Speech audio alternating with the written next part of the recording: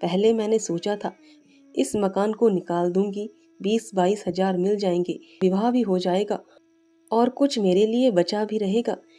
लेकिन बाद को मालूम हुआ कि मकान पहले ही रेहन हो चुका है और सूद मिलाकर उस पर 20 हजार हो गए हैं।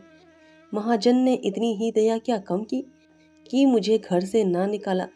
इधर से तो अब कोई आशा नहीं है, बहुत हाथ पांव जोड़ने पर संभव है महाजन से 2-2.5 हजार मिल जाएं। इतने में क्या होगा, इसी फिक्र में घुली जा रही हूँ। लेकिन मैं भी इतनी मतलबी हूँ, ना तुम्हें हाथ मुंह धोने को पानी दिया, ना कुछ जलपान लाई और अपना दुखड़ा ले बैठी। अब आप कपड़े उतारिए और आराम से बैठिए, कुछ खाने को लाऊं, खा लीजिए, तब बातें हों। घर पर तो सब कुशल है। मैंने कहा, मैं तो सीधे बंबई से यहाँ आ रहा हूँ, घर कहाँ गया। गोपा ने मुझे तिरस्कार भरी आंखों से देखा, पर उस तिरस्कार की आड़ में घनिष्ठ आत्मीयता बैठी झांक रही थी। मुझे ऐसा जान पड़ा उसके मुख से झुर्रियां मिट गई हैं, पीछे मुख पर हल्की सी लाली दौड़ गई। उसने कहा, इसका फल यह होगा कि तुम्हारी देवी जी तुम्हें कभी यहाँ ना आने देगी। मैं किसी का गुलाम नहीं हूँ। किसी को अपना गुलाम बनाने के लिए पहले खुद भी उसका गुलाम बनना पड़ता है। शीतकाल की संध्या देखते ही देखते दीपक जलाने लगी। सुन्नी लालटेन लेकर कमरे में आई। 2 साल पहले की अबोध और कृष्णतनु बालिका रूपवती युवती हो गई थी, जिसकी हर एक चितवन, हर एक बात उसकी गौरवशील प्रकृति का पता दे रही थी। जिसे मैं गोद में उठाकर प्यार करता था, उसकी तरफ आज आंखें ना उठा सका, और वह जो मेरे गले से लिपटकर प्रसन्न होती थी, आज मेरे सामने खड़ी भी ना रह सकी। जैसे मुझसे वस्तु छिपाना चाहती है और जैसे मैं उस वस्तु को छिपाने का अवसर दे रहा हूँ। मैंने पूछा, अब तुम किस दर्जे में पहुंची सुन्नी? उसने सिर झुकाए हुए जवाब दिया, 10वें में हूँ। घर का भी कुछ काम काज करती हो? अम्मा जब करने भी दे। गोपा बोली, मैं नहीं करने देती, यह खुद किसी काम के नगीच नहीं जाती। सुन्नी मुंह फेर कर हंसती हुई चली गई। माँ की दुलारी लड़की थी। जिस दिन वह गृहस्थी का काम करती, उस दिन शायद गोपा रो रो कर आंखें फोड़ लेती। वह खुद लड़की को कोई काम न करने देती थी, मगर सबसे शिकायत करती थी कि वह कोई काम नहीं करती। वह शिकायत भी उसके प्यार का ही एक करिश्मा था। हमारी मर्यादा हमारे बाद भी जीवित रहती है। मैं तो भोजन करके लेटा तो गोपा ने फिर सुन्नी के विवाह की तैयारी की चर्चा छेड़ दी। इसके सिवा उसके पास और बात क्या थी? लड़के तो बहुत मिलते हैं, लेकिन कुछ हैसियत भी तो हो। लड़की को यह सोचने का अवसर क्यों मिले कि दादा होते तो शायद मेरे लिए इससे अच्छा घरवर ढूंढते। फिर गोपा ने डरते डरते लाला मदारी लाल के लड़के का जिक्र किया। मैंने चकित होकर उसकी तरफ देखा। मदारी लाल पहले इंजीनियर थे, अब पेंशन पाते थे, लाखों रुपया जमा कर लिए थे, पर अब तक उसके लोभ की भूख न बुझी थी। गोपा ने घर भी वह छांटा जहां उसकी रसाई कठिन थी। मैंने आपत्ति की, मदारी लाल तो बड़ा दुर्जन मनुष्य है। गोपा ने दांतों तले जीभ दबाकर कहा, अरे नहीं भैया, तुमने उन्हें पहचाना ना होगा। मेरे ऊपर बड़े दयालु हैं, कभी कभी आकर कुशल समाचार पूछ जाते हैं। लड़का ऐसा होनहार है कि मैं तुमसे क्या कहूँ। फिर उनके यहाँ कमी किस बात की है? यह कठिन है कि पहले वह खूब रिश्वत लेते थे, लेकिन यहाँ धर्मात्मा कौन है? कौन अवसर पाकर छोड़ देता है? मदारी लाल ने तो यहाँ तक कह दिया कि वह मुझसे दहेज नहीं चाहते, केवल कन्या चाहते हैं। सुन्नी उनके मन में बैठ गई है। मुझे गोपा की सरलता पर दया आई। मैंने सोचा, क्यों इसके मन में किसी के प्रति अविश्वास उत्पन्न करूं? संभव है मदारी लाल वह न रहे हों। चित्त की भावनाएं बदलती भी रहती हैं। मैंने अर्ध सहमत होकर कहा, मगर यह तो सोचो, उनमें और तुम में कितना अंतर है। शायद अपना सर्व सब अर्पण करके भी उनका मुंह नीचा न कर सकूं। लेकिन गोपा के मन में बात जम गई थी।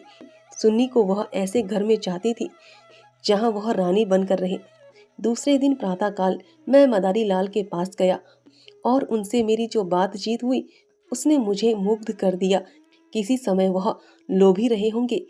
इस समय तो मैंने उन्हें बहुत ही सहृदय, उदार और विनयशील पाया। बोले, भाई साहब, मैं देवानाथ जी से परिचित हूँ। आदमियों में रतन थे। उनकी लड़की मेरे घर आए यह मेरा सौभाग्य है। आप उनकी माँ से कह दें, मदारीलाल उनसे किसी चीज की इच्छा नहीं रखता। ईश्वर का दिया हुआ मेरे घर में सब कुछ है। मैं उन्हें जेबार नहीं करना चाहता। ये 4 महीने गोपा ने विवाह की तैयारियों में काटे। मैं महीने में एक बार अवश्य उससे मिलने आता था, पर हर बार खिन्न होकर लौटता। गोपा ने अपनी कुल मर्यादा का न जाने कितना महान आदर्श अपने सामने रख लिया था। पगली इस भ्रम में पड़ी हुई थी कि उसका उत्साह नगर में अपनी यादगार छोड़ता जाएगा। यह न जानती थी कि यहाँ ऐसे तमाशे रोज होते हैं और आए दिन भुला दिए जाते हैं। शायद वह संसार से यह श्रेय लेना चाहती थी कि इस गई बीती दशा में भी लुटा हुआ हाथी 9 लाख का है। पग पग पर उसे देवनाथ की याद आती। वह होते तो यह काम यूं ना होता, यूं होता, और तब रोती। मदारीलाल सज्जन है, यह सत्य है, लेकिन गोपा का अपनी कन्या के प्रति भी कुछ धर्म है। कौन उसके 10-5 लड़कियां बैठी हुई हैं, वह तो दिल खोलकर अरमान निकालेगी। सुन्नी के लिए उसने जितने गहने और जोड़े बनवाए थे, उन्हें देखकर मुझे आश्चर्य होता था। जब देखो कुछ न कुछ सी रही थी। कभी सुनारों की दुकान पर बैठी हुई है, कभी मेहमानों के आदर सत्कार का आयोजन कर रही है। मोहल्ले में ऐसा बिरला ही कोई संपन्न मनुष्य होगा जिससे उसने कुछ कर्ज ना लिया हो। वह इसे कर्ज समझती थी, पर देने वाले दान समझकर देते थे। सारा मोहल्ला उसका सहायक था। सुन्नी अब मोहल्ले की लड़की थी। गोपा की इज्जत सबकी इज्जत है, और गोपा के लिए तो नींद और आराम हराम था।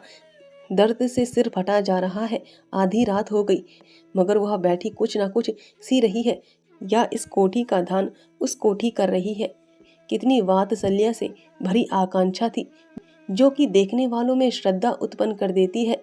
अकेली औरत, और वह भी आधी जान की।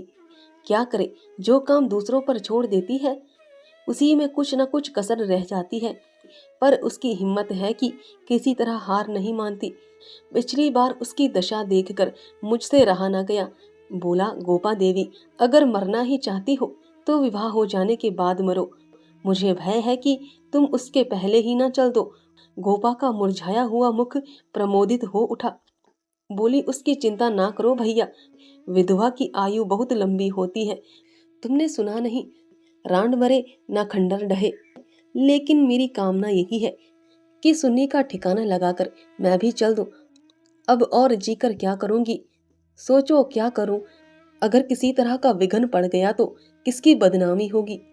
इन 4 महीनों में मुश्किल से घंटा भर सोती होंगी। नींद ही नहीं आती, पर मेरा चित्त प्रसन्न है। मैं मरूं या जीऊं, मुझे यह संतोष होगा कि सुन्नी के लिए उसका बाप जो कर सकता था वह मैंने कर दिया। मदारीलाल ने अपनी सज्जनता दिखाई, तो मुझे भी तो अपनी नाक रखनी है। एक देवी ने आकर कहा, बहन जरा चलकर देख, चाशनी ठीक हो गई है या नहीं। गोपा उसके साथ चाशनी की परीक्षा करने गई और एक क्षण के बाद आकर बोली, जी चाहता है सिर पीट लूं। तुमसे जरा बात करने लगी, उधर चाशनी इतनी कड़ी हो गई कि लड्डू दांतों से लड़ेंगे। किससे क्या कहूं? मैंने चिढ़कर कहा, तुम व्यर्थ का झंझट कर रही हो। क्यों नहीं किसी हलवाई को बुलाकर मिठाइयों का ठेका दे देती? फिर तुम्हारे यहाँ मेहमान ही कितने आएंगे जिनके लिए यह तुम्हार बांध रही हो।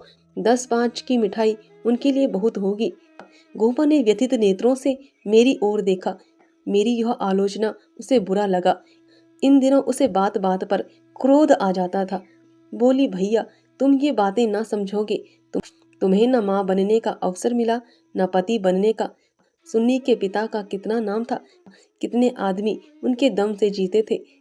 क्या यह तुम नहीं जानते? वह पगड़ी मेरे ही सिर तो बंधी है। तुम्हें विश्वास न आएगा, नास्तिक जो ठहरे, पर मैं तो उन्हें सदैव अपने अंदर बैठा पाती हूँ। जो कुछ कर रहे हैं वह कर रहे हैं। मैं मंदबुद्धि स्त्री भला अकेली क्या कर देती? वही मेरे सहायक हैं, वही मेरे प्रकाश हैं।